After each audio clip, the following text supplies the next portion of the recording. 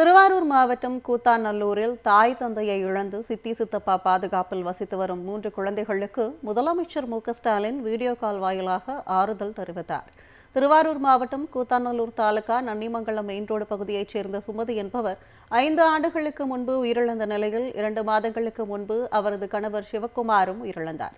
பெற்றோரை இழந்த குழந்தைகள் சுவாதி, ஸ்வேதா, சிவேஸ்வர் ஆகியோர் தங்களின் சித்தி சித்தப்பா பாதுகாப்பில் வசித்து வருகின்றனர்.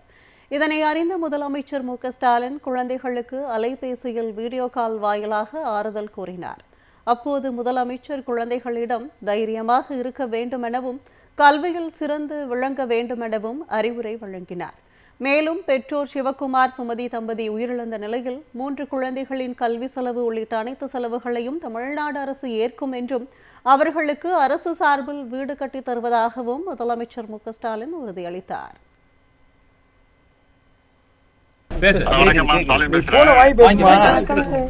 தைரியமா இருக்குமா இல்ல நாங்க பாத்துக்கிறோம். தைரியமா இருங்க.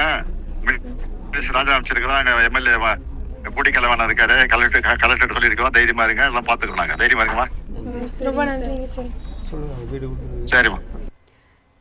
இதனைத் தொடர்ந்து தமிழ்நாடு அரசால் ஒதுக்கீடு செய்யப்பட்ட இலவச வீட்டுமனை பட்டாவினை குழந்தைகளின் வீட்டிற்கு நேரடியாக சென்று தொழில் முதலீட்டு ஊக்குவிப்பு மற்றும் வர்த்தகத்துறை அமைச்சர் டி.ஆர்.பி. ராஜா, மாவட்ட ஆட்சியர் மோகனச்சந்திரன், சட்டமன்ற உறுப்பினர் பூண்டி கே. கலைவாணன் ஆகியோர் வழங்கினர்.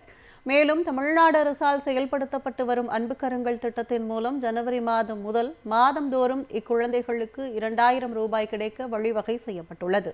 இந்நிகழ்வில் வருவாய் கோட்டாட்சியர் யோகேஸ்வரன், கூத்தாநல்லூர் நகர்மன்ற தலைவர் பாத்திமா பஷீரா தாஜ், நகராட்சி ஆணையர் சிவரஞ்சனி உள்ளிட்டோர் உடனிருந்தனர்.